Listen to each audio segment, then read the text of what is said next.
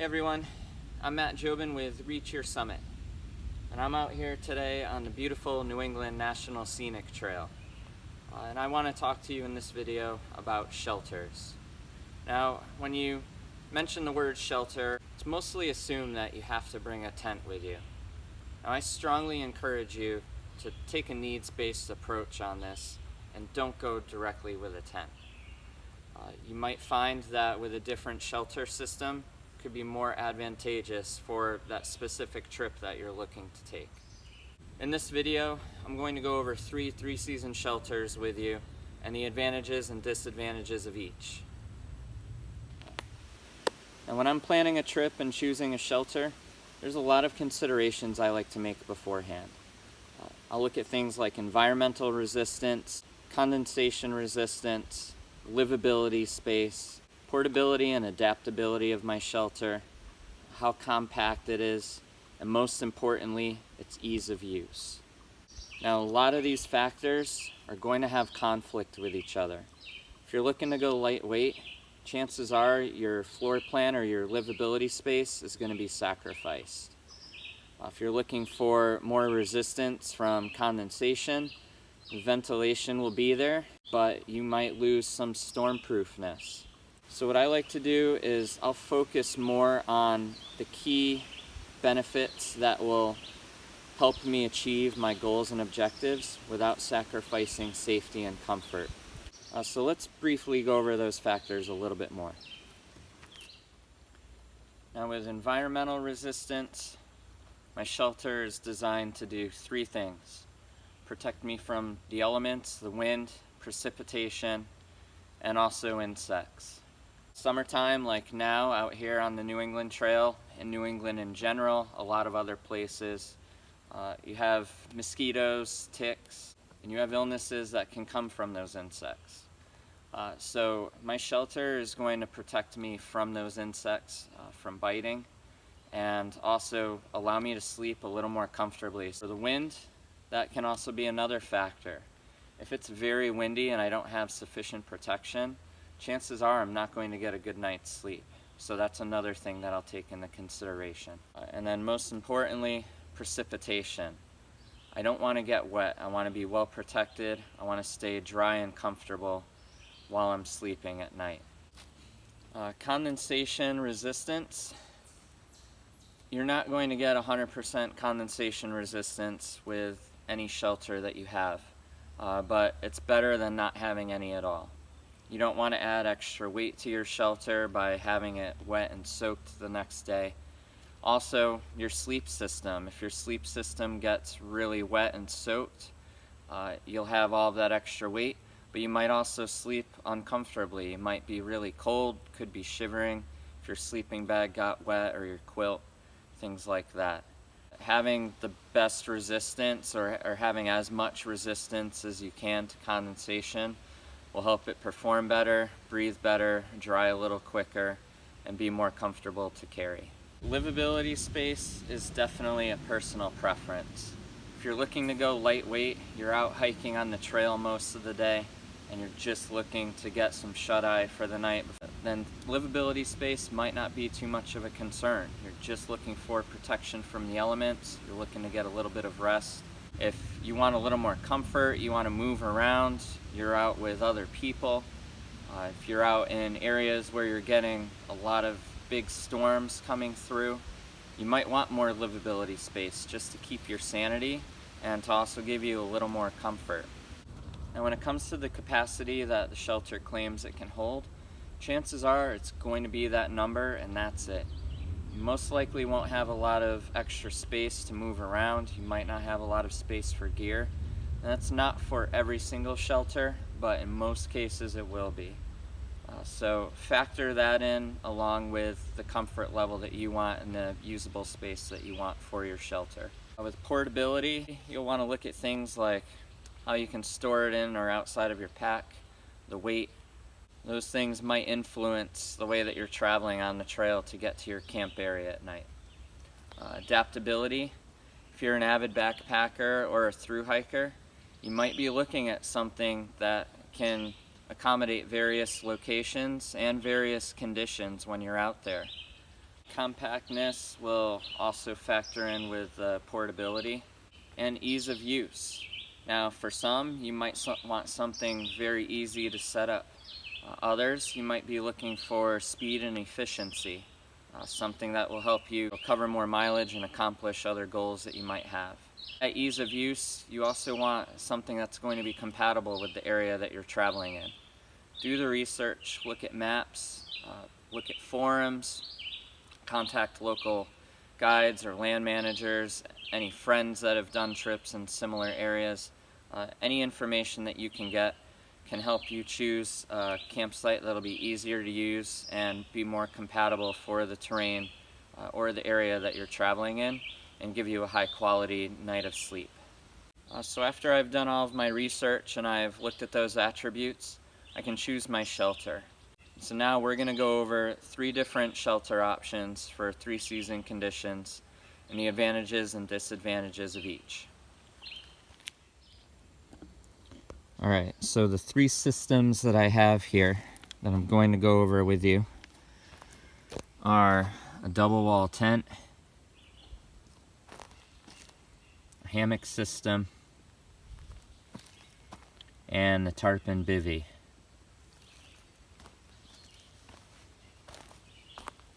Let's start with the double wall tent.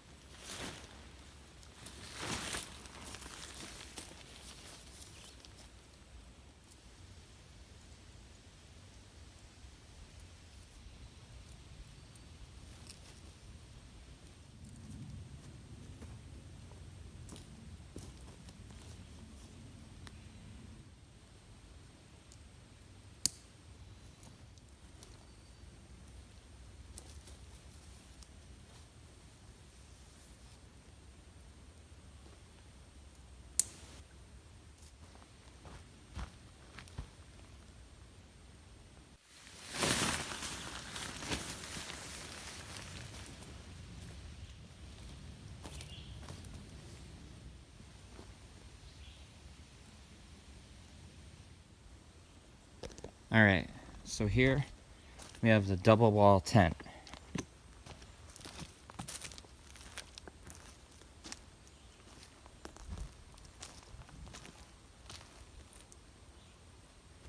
You'll notice before I set this up that I laid down on the footprint.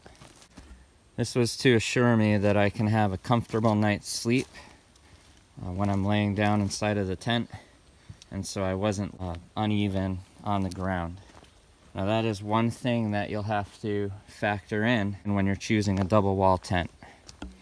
Now some double wall tents will be freestanding, some will be non-freestanding or semi-freestanding. This one is non-freestanding, so I had to stake out the corners before I put the tent poles on. Otherwise the whole tent would collapse. There's no real bone structure to hold it up on its own.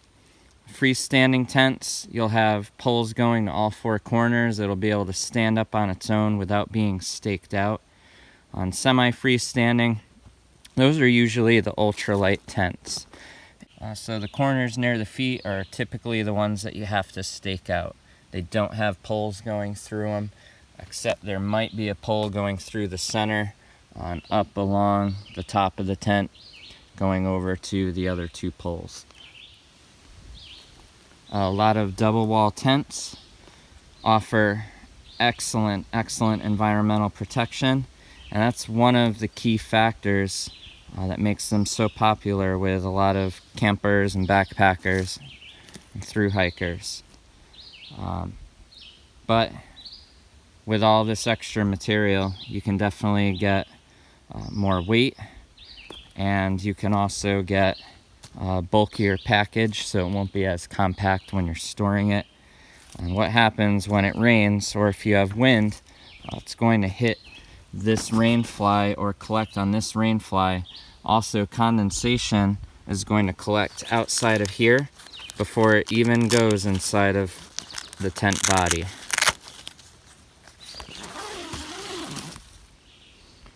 So you can see I have excellent protection.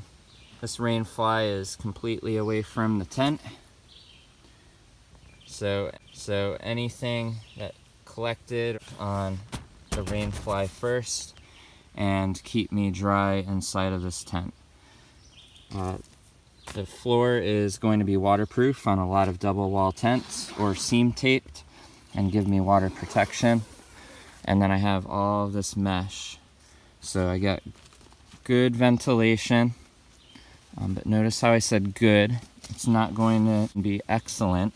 With that full cover rain fly, depending on the time of year and the location that you're in, it could end up feeling like a sauna inside. So you've got to factor in where you're going to be traveling and camping out for the night at a specific time of year.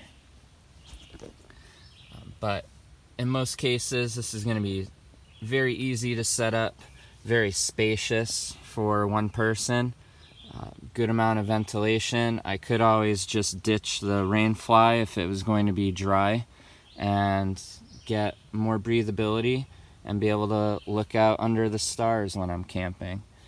And I have excellent adaptability, portability with this tent, livable space, environmental resistance, condensation resistance is decent. The other thing that you have to do when you are setting up a double wall tent, aside from looking for level ground, you have to make sure that you don't have roots and rocks everywhere. So avoiding the roots and rocks is also going to give me a comfortable night's sleep, high quality sleep.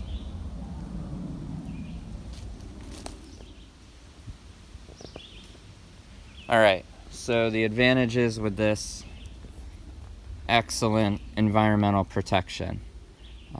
It's going to be very tough to beat the environmental protection that a double wall tent is going to give you. The portability is there. If you're backpacking with a larger tent and you have a couple of people with you, you can obviously divvy that gear up and cut down on the weight and cut down on the space that it will take up. Adaptability, depending on the tent and depending on the area that you're traveling in, might be a little tough to set up a tent like this in really narrow areas, like up in the White Mountains in New Hampshire. The livability space for this one in particular is going to be excellent. If you hear the term ultralight, chances are it's also going to be ultra small, and you're not going to have a lot of space to sleep inside of that tent, move around inside of that tent. Might be more like a livable bivvy. Ease of use, this was super simple for me to set up. I just put the stakes in, put the poles in, clipped everything together, and I'm done within minutes. So it's foolproof with setting up. Condensation resistance, it's going to be subpar compared to some other shelter systems, depending on the setup that I have with this type of shelter. And then the other disadvantages, as I mentioned, I have to look for roots and rocks, I have to look for level ground, and I have to look for a big enough space to be able to set this up to get sleep.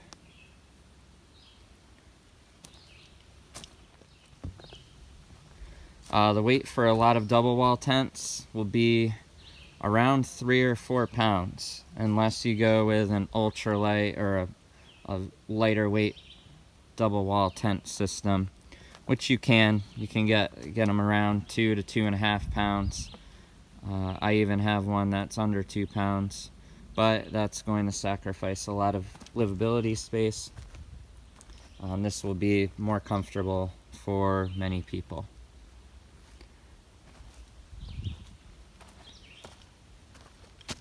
Alright, let's go with the hammock.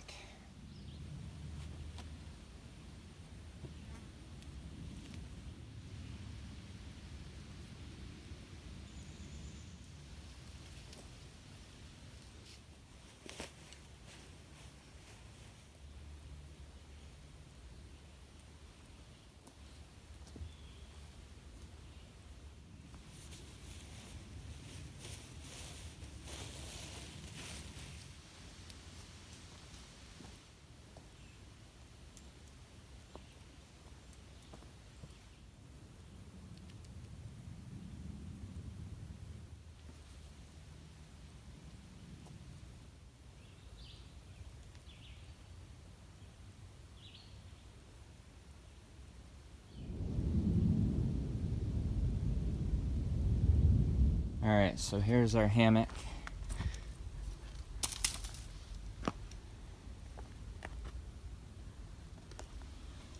Very easy to set up also.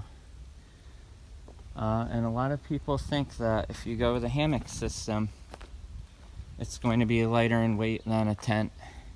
That is not the case now, especially now with technology the way it is. Hammocks, once you factor in all of those attributes that I mentioned earlier in this video, you might end up having to bring a tarp like I have here, a bug net for the hammock, extra accessories that you might need, tree saving straps if they're not an inch wide like this one. And so when you factor in all of that extra gear that you need for your hammock system, that could end up adding in a lot of weight, and it could be just as heavy as a lighter weight backpacking tent. So an advantage with this system is you could see I'm right above a rock. I'm right between these trees. And so I don't have to worry about looking for level ground. I'm elevated, I'm up off of the ground, and it's very simple to set this up.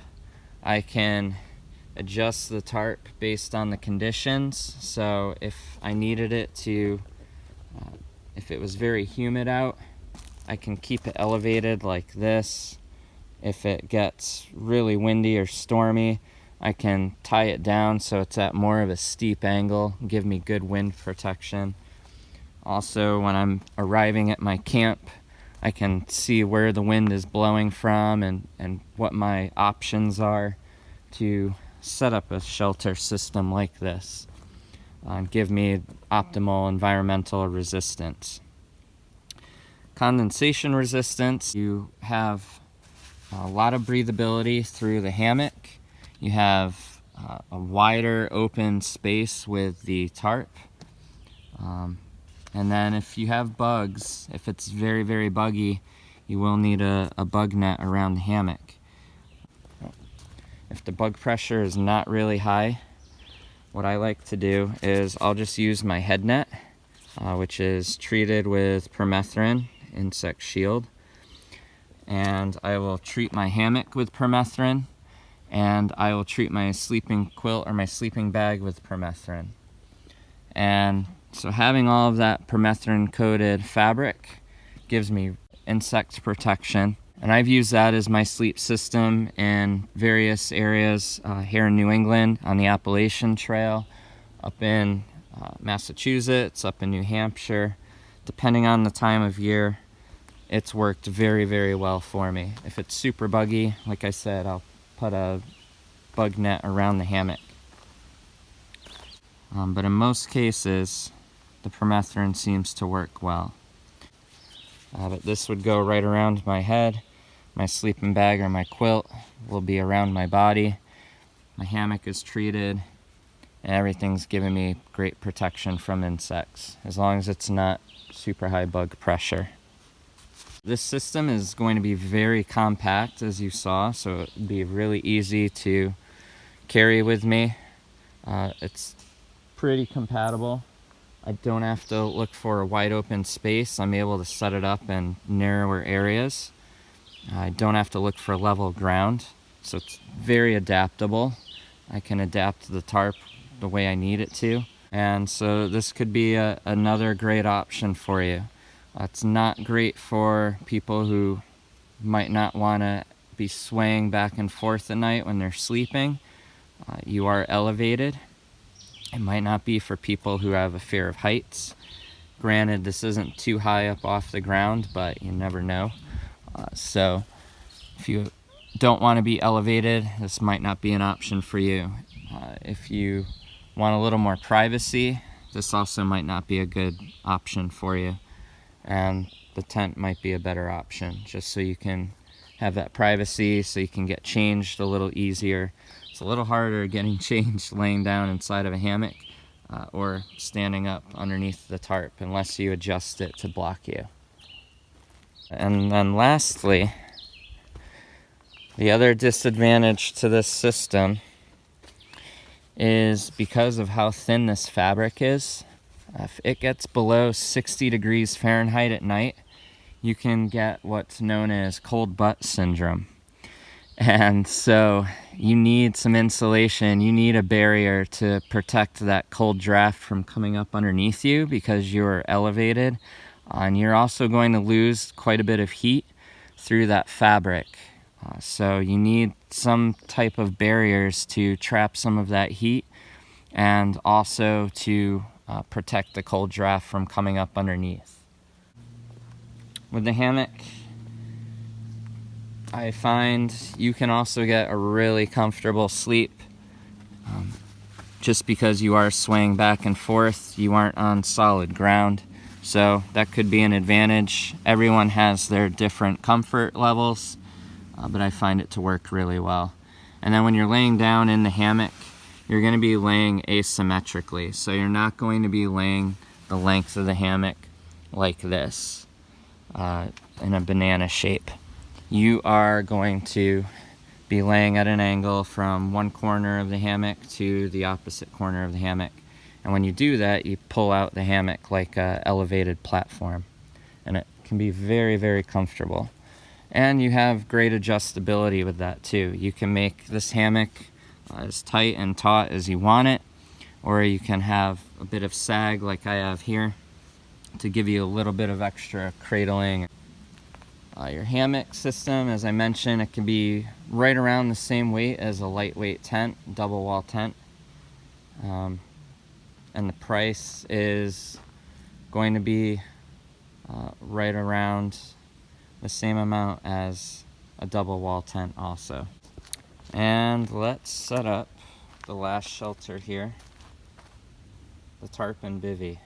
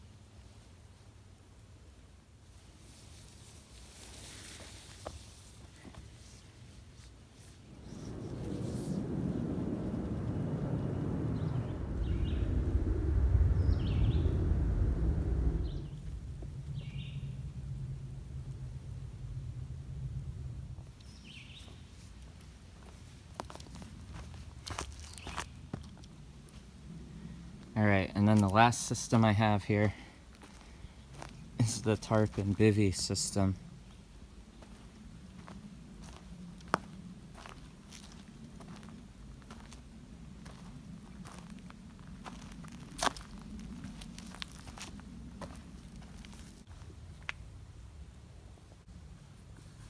This system is going to be very lightweight, but it is not for everyone. You definitely get a closer feel. You definitely get a closer feel to nature. You don't have a lot of livability space. So I am going to be very closed in this bivy here.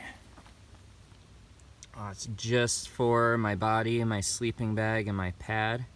So all of my gear would be stored right outside of the bivy, but I do get a lot of protection from the elements with this tarp. I do need a fair amount of space for this particular setup, and I also need a footprint like I did with the tent to protect my bivy. So I just have an emergency space blanket that I use for this system to keep it lightweight and compact. but you can always choose to use something that you're more comfortable with, whatever you prefer. This system also uses trekking poles, so that cuts down on extra space and weight, and the poles give my tarp some structure.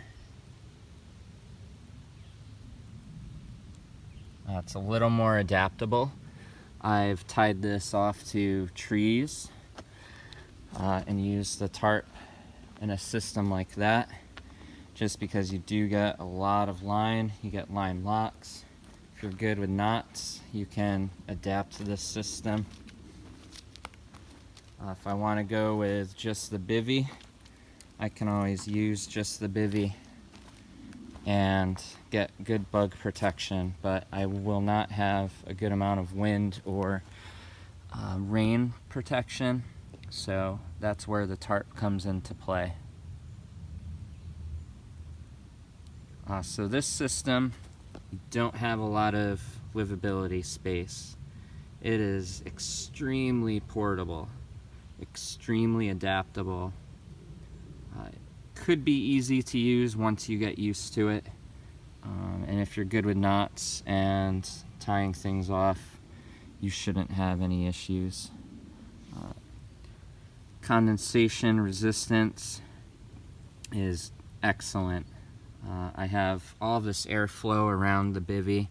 If I wanted to open up the bivvy, I can, and just have the mesh, so it'll be breathable just like a double wall tent, and I'll show you that in just a moment. And it's environmental resistance. Like I said, I do need this tarp in order to have good element protection. Otherwise, I'll get soaked very quickly.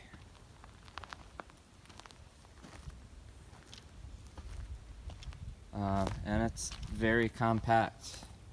That compression bag I had it in could get packed down even smaller. So inside of here, got another zipper right down here that it ends up opening up the bivvy.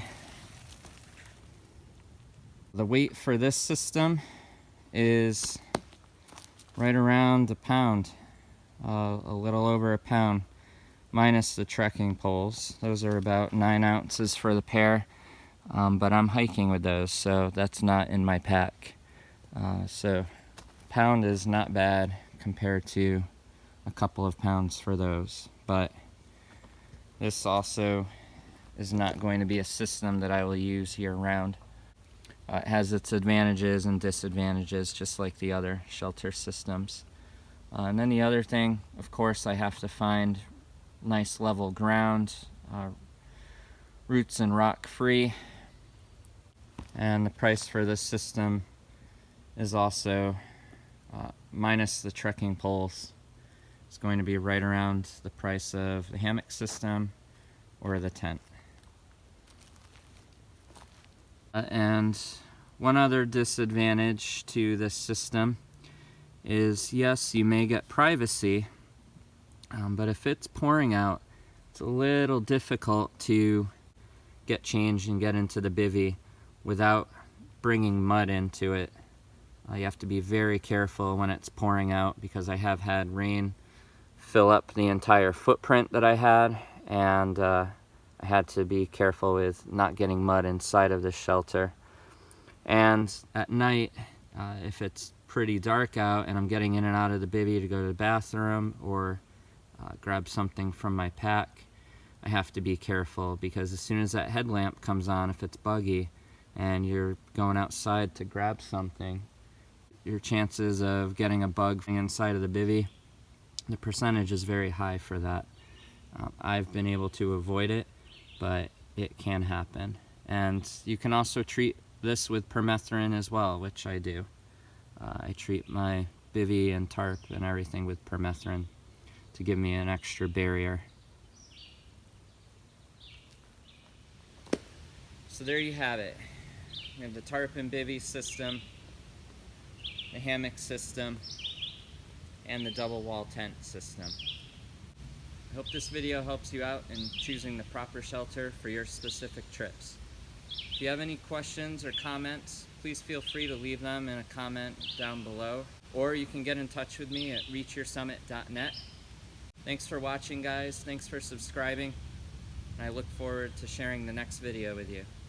See you out on the trail.